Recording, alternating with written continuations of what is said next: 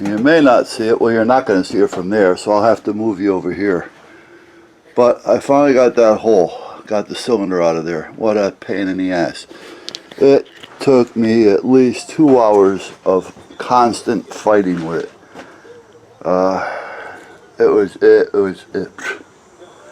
It just wore me out. It really did. But I wasn't gonna let it defeat me.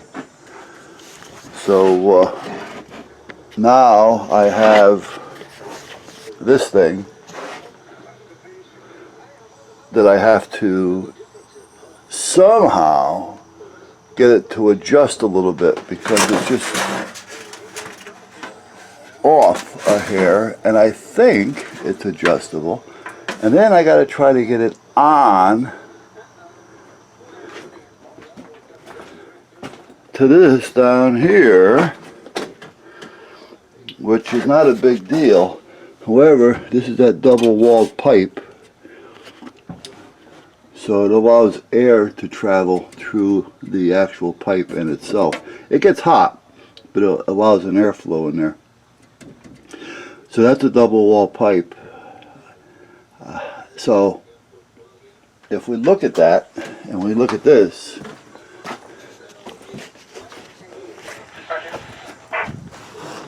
these things supposed to fit into that. Well, it doesn't. So I put all these slices in it the last time so that I can bang them in a little bit, as you can see that I did, so I can kind of get the pipe to go over. What I'm thinking of doing is opening them, because now, before that went up into the chimney, now because it's going into this, I don't want the fumes or the smoke or whatever it is, the rise, coming out of the chimney and going into it like this. Now I have a catch where it can sneak out. If I go over this with the pipe, you see what I mean? Then there's no chance of anything escaping as it's traveling upward.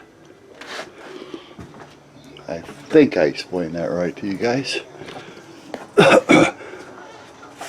Basically, if I was to take this and put it on the inside, and the heat was coming from there to here, or smoke was coming from there to here, the smoke would have a chance to seep out of that because it's going in this direction. Where if I had this go over that, which this isn't going to go over, if I had this go over that, the smoke wouldn't have a chance to seep out because it's going to continue to travel up. I think you guys got the picture. Alright, now I also have this elbow, which is fine. The problem being with this one is, it isn't a double wall, and I hate to put this that close to the back of the stove. So I think I'm going to open those up a little bit first to see if I can get it to work that way, and then we'll take it one step at a time. I think that's recording up there, but meanwhile what we'll do is we'll just stick you up here just in case. Just in case the other's not recording. There you go. I had a bad night last night, man.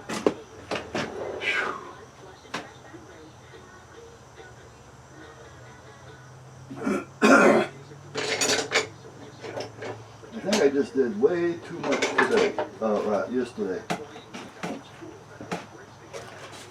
And in return, it just got to me last night because, man, I mean at 2 o'clock I'm still up, but I was tired as all hell.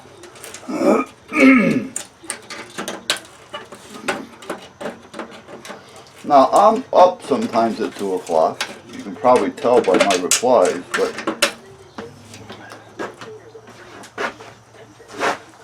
I don't feel like I'm beat. I don't feel like crap.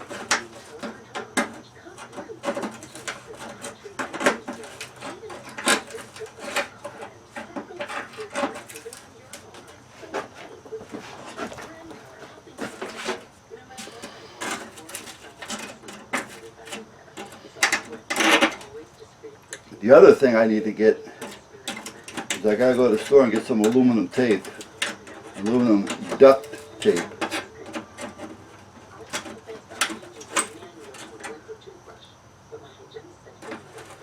That stuff works well and holds well.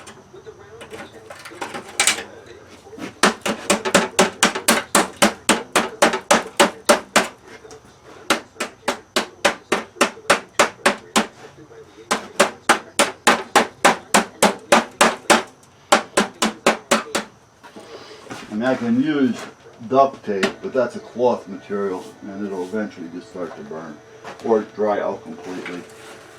Alright, let me go over here, guys. Hold on.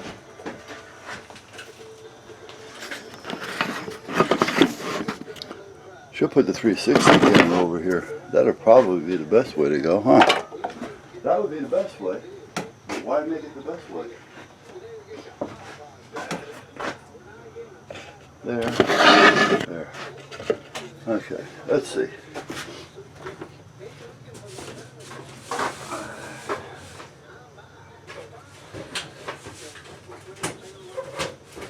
Fits like a glove, and it's going to let me turn it. Good. I want this to go a little bit more.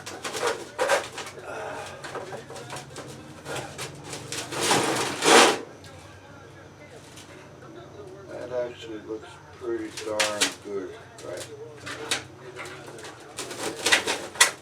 There. Okay. Good.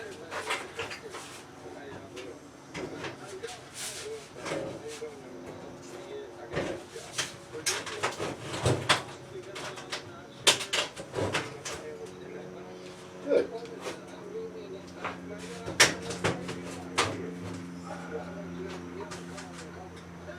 Yeah. Okay. Now I need a way of holding that there temporarily, so I'm going to have to put a screw in there. Yeah, I'll take you both with me. You can look around the shop. That's just sitting there right now. So what I need to do is I'm going to put a loop around that with a piece of paracord and then just tie it out in a round just to hold it there. Because once I start moving things around and until I get that screwed in, that'll just keep falling off and driving me nuts. So we'll let the 3D camera run for a minute. I'll be right back. This 3D camera, somebody had mentioned, I forgot who it was and I apologize for that, that they were looking for one. Because I paid $81 for that. It was on sale one day and I just grabbed it. And what was that, maybe, I don't know, not quite a year ago. But he said he was looking and they're like $225 or $250 now. And well, they used to be $275 and $250 and things, but they had that special on them. And I thought maybe, you know, they were just coming out with a new version, which they may have. I don't know. They may have kept that style and just came out with a new version. But you do see that one, and if you're looking, that's the one you see. The problem being is, I find with it, is that it does okay with the 3D or the 360 stuff, but it doesn't keep a good charge. It runs down quick. It runs hot. Even when you're charging it, it runs hot. And they say that you can record on it while it's being charged. And I find that that doesn't happen either. Yeah, it starts to record, but like after 4 or 5 minutes, it stops. Now, that could be me with some of the settings, but I've checked them a few times and I didn't see anything there about settings to where there's a record time shutoff. But it's a double button menu type thing. You know, you hit the button, then you hit the other button a half dozen times to run through that menu. Then you hit the other button again and you go through those menus. You know, so it's one of those things to where it's a little bit, well, sometimes it seems confusing to me at times anyway. I mean, when I did the outside video with it that time the other day, it was blurry and everything. Well, a lot of that's because the lens was dirty. However, I did notice I had the the what do you call it, DPIs or whatever, dot per inch, or you know, the clarity. I had it on like the lowest number, which it should have been on the, you know, the HD number, and so that made it kind of like scatad. All right, let me go back over there, get some of that done, get the camera out of my hand, and I'll be back. Hey guys. Anyway, the wife came out and gave me a hand doing some things. And I told her she can go do what she has to do, because she's got a few things that she wants to get done in the house. And there are actually things that I try not to get involved in. So, I mean, if she needs me, I'll help her with it. But I do, yeah.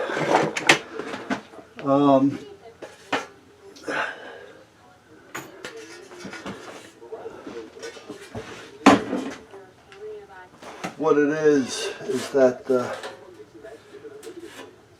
she feels compelled to keeping paperwork for 7 years.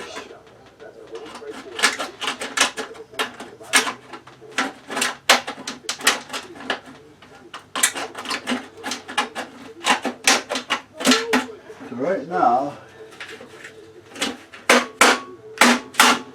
she's going in there and start. Alright, so what I want to do, excuse me, is I'm going to cut two basically straps approximately 4 inches.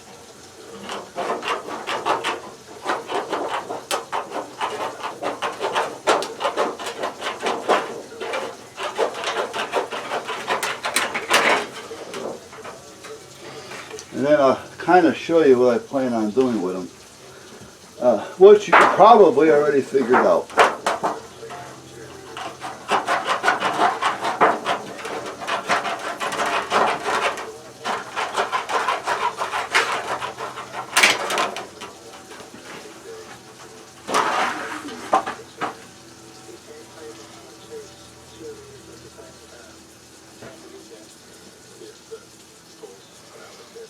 Now here is a question for you guys that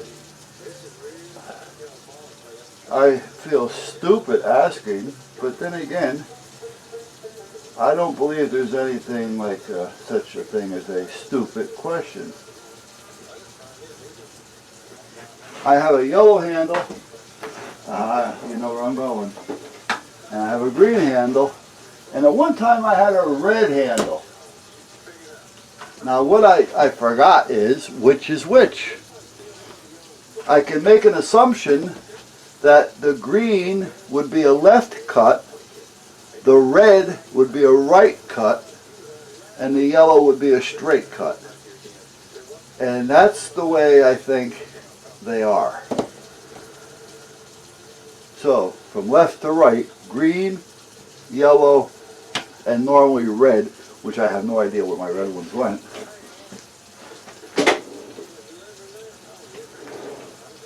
But I think that's the way they are. I don't use them enough to remember, to be honest with you. Alright, now what I want to do is I'm going to smudge a little bit, if I can find a caulk gun, a little bit of fire retardant crap in here.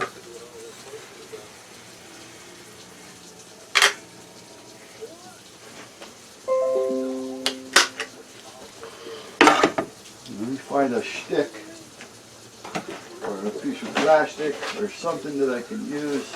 There's an old piece of plastic. I use this as a squeegee. Ow. Yeah, cut yourself on the metal that you just cut, fool. Okay. You say so.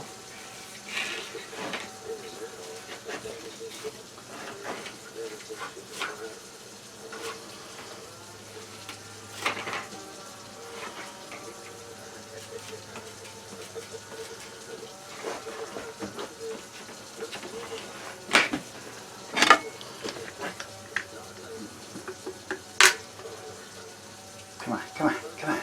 Be nice.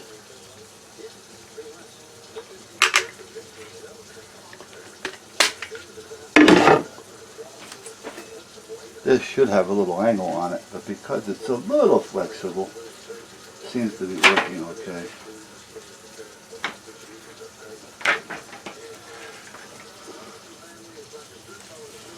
I really need to pick up some aluminum tape. So I'm just trying to avoid leaving right now. So I'm going to try to get everything that I can get done today without the tape. And then tomorrow, when I go for coffee, I'll swing by Home Depot and pick up a couple of rolls. So this is a perfect example of not having something on hand when you need it.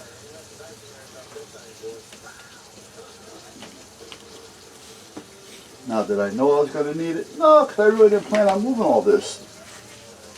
However, if I had it, I'd be ahead of the game right now. Okay. So now, what do I want to do? Well, I wonder just how tight that'll hold. Let me put a couple clips on it. Clamps on it. Let me find a couple. I want to be able to get a little bit of a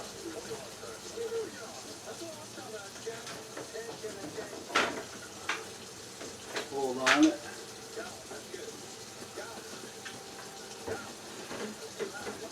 And I'll tell you what, I don't care too much for these little ones. Yeah, they work for what they're made to work on. But, you know, sometimes I was doing something the other day where I just wanted to hold two pieces of plastic together while it was while I was gluing them together, and until they actually set. You know, now here I am, and this is doing absolutely nothing. Nothing. It tightens and releases. I don't know if you can see that or not. Absolutely nothing. This one held a little bit. Well, some of the big ones are the same way. If you got the metal bar, that helps.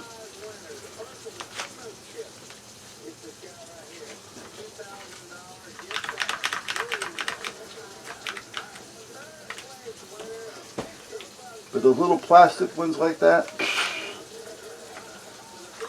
and they even have the metal bars. But I do have a set of the Chinese knockoffs with the plastic bar as well, and that sucks. It's almost like it just doesn't want to catch. I wonder if I was to put a, now I might be able to fix this. Hold on.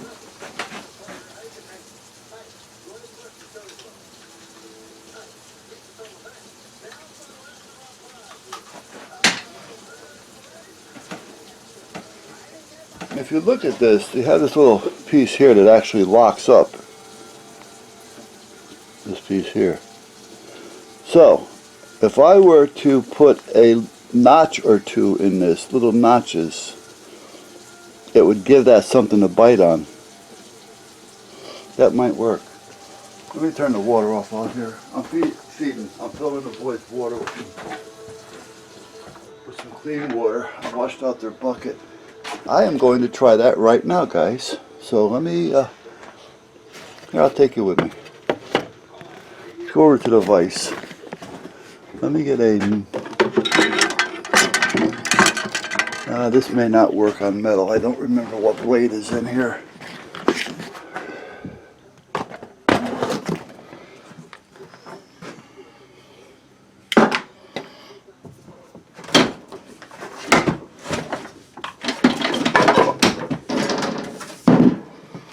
I don't remember the blade that's in there, so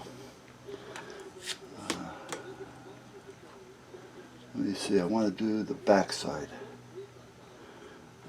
Let's just do it this way, I guess, for now.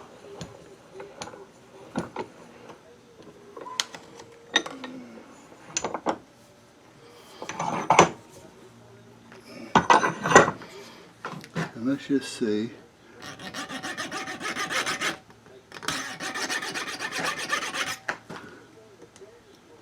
That helps a little bit, but this blade isn't. Blade isn't made for metal. Okay, hold on a minute, guys.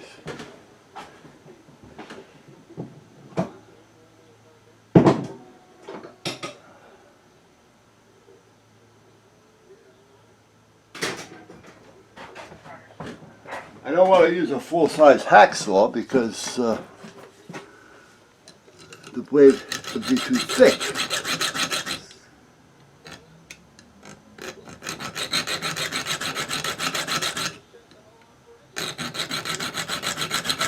Actually, the Dremel would have been the best, I guess. Didn't think of that. Let's see how this works.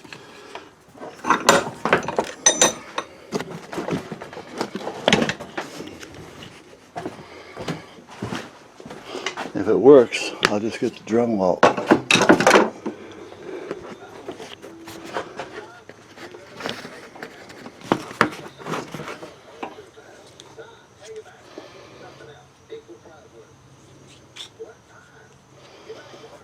Let's find something to put it on.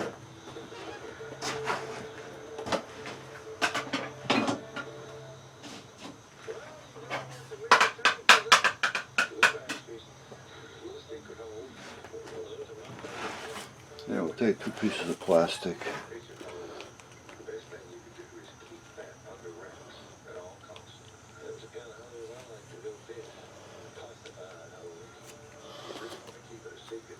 Well, it actually seems to have held pretty good.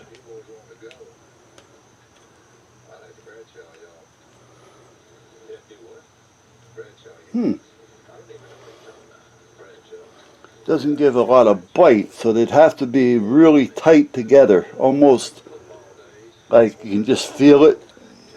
It has to be that close. But where I did grab it, it worked.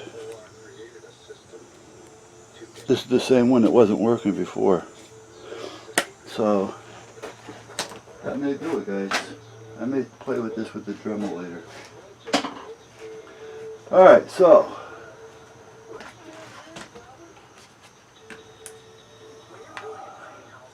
I'm going to have to take this over and nail the crap out of it because it's going to end up killing me with the little burrs. So I'm going to go back in there. I'm going to show you guys off for a few. Alright, well anyway, what I had done was I just cut some of this off. Let me get that little piece cut. I'm not a perfectionist here, but somehow or other I got lost in my thoughts, or I was doing something, or a phone rang. I don't remember what it is. I know I was talking about the wife and paperwork.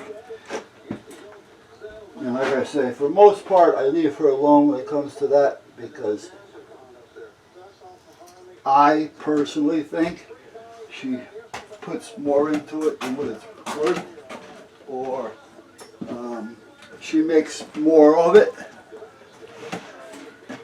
than what it's worth. Again, that's my opinion.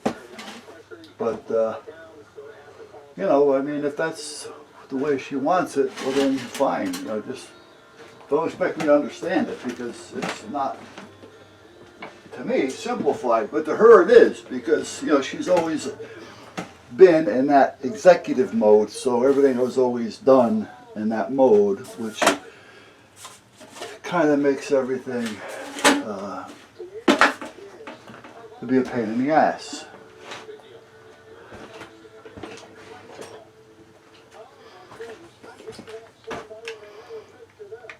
And again, it's probably just me.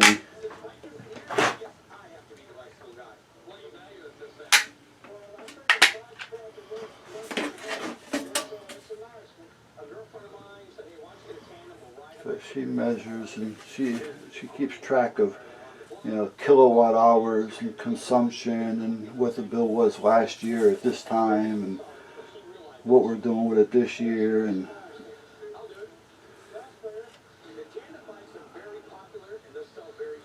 mean, it's just her way. That's the way she's always been.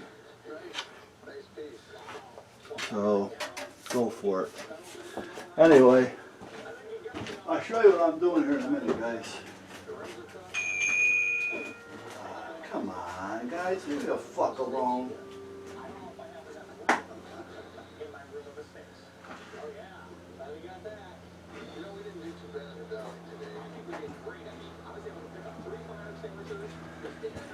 We've been getting a lot of response from the article in the paper, and I'm trying to set it up so that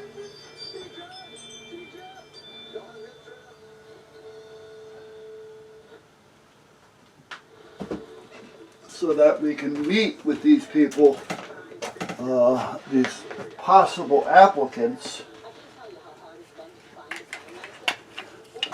all at the same time, so we don't have to sit there and go through this over and over and over again, which is okay if that's the only way, but naturally, you know, we try to keep things organized, and when you're talking with a group, sometimes you get more accomplished because somebody in that group may think of something that may be important that the other ones may not have thought of. You know, so it's just like when I'm teaching firearm classes.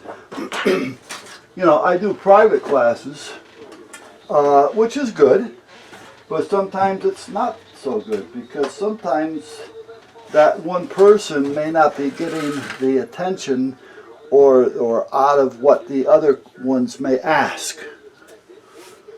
You know, if you got 5 people, one may have a question and think of something that the other 4 may not have thought about.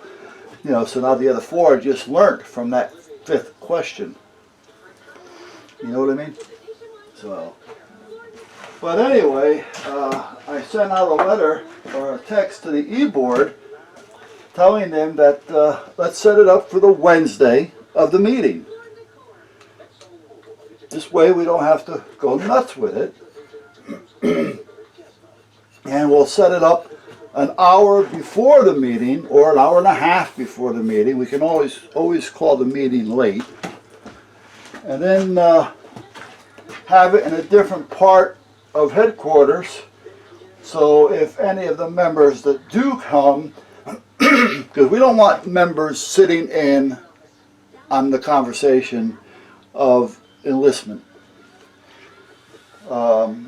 You know, they will be introduced to the new members or the applicants once we've decided and we've talked to them and they've decided, because it's a two-side, they have to decide if they want to become part of, as well as we need to decide are they going to fit the mold. And the probation period.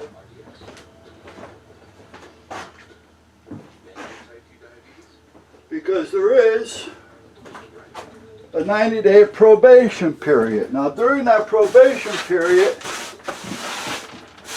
you can do calls, make meetings, and do everything we do, just that you have no say in what goes on as far as an actual vote. Now, even though you're a new member and you're still under probation, you know, we're still going to listen and you still have some say.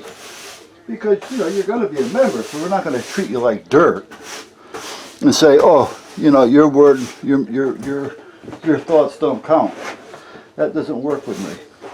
Everybody has a say. You just can't vote on anything until you become an active member. And an active member is a member that's going to show up to at least 8 meetings out of the year. So that's 8 out of 12. If you don't, you know, and you make 6 or 7, but you showed that you tried and you made some calls, you know, and you made the drills, you know, you show interest, well then, okay, we can still count you as an active member. But if it gets to a point to where, you know, you're not making drills, you make a meeting, but you don't do any calls, that's not active. That's not active, you know? You know, and you make a couple of drills, that's okay, but not enough to where I would feel safe working with you. I would still have to watch over you. You follow? And sometimes on some of these calls, you don't have time to watch over somebody, you know? You have to be able to count on them to say, take care of this or take care of that, and knowing that they've been trained in doing it and they can do it. Because even though it's volunteer and it's fire police, it's hectic at times, and there's a lot involved, and lives can be on the line.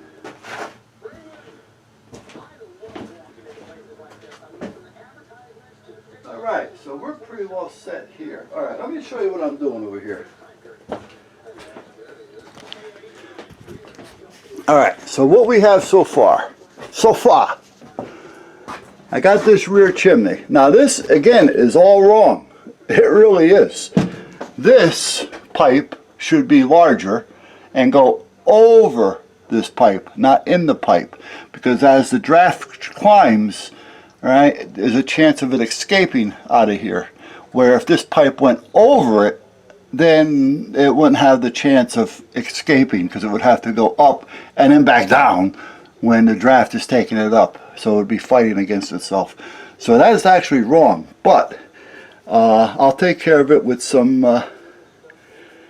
aluminum tape, and as you can see, some fire retardant caulk.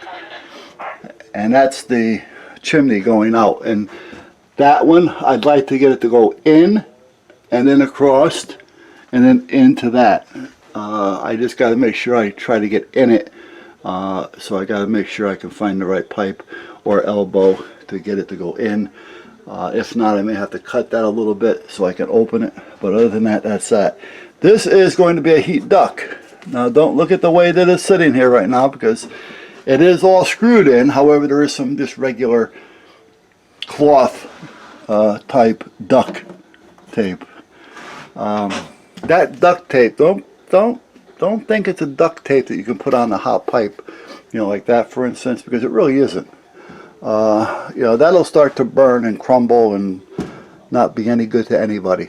So on some of your output ducts, you can use it on, but I would prefer using the aluminum tape on everything. And I got to pick some up because I'm, again, out of it. And I keep getting a text.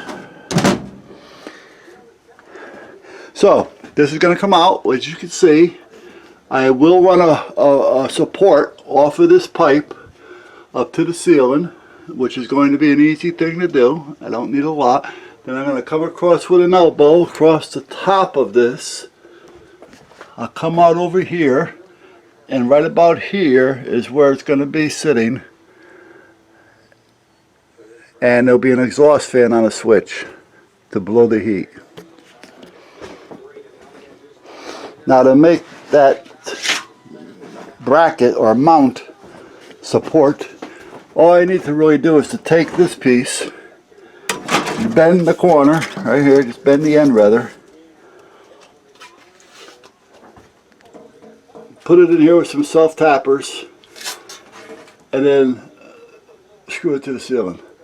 And I'll just kind of hold it there. This is not going to be long enough, but it gives you an idea what I'm talking about. Alright, and I don't want to start running any weight off of that coming this direction until I actually get that strap on. So that's going to be my next step once I answer these texts that keep coming in when I tell them I'm busy.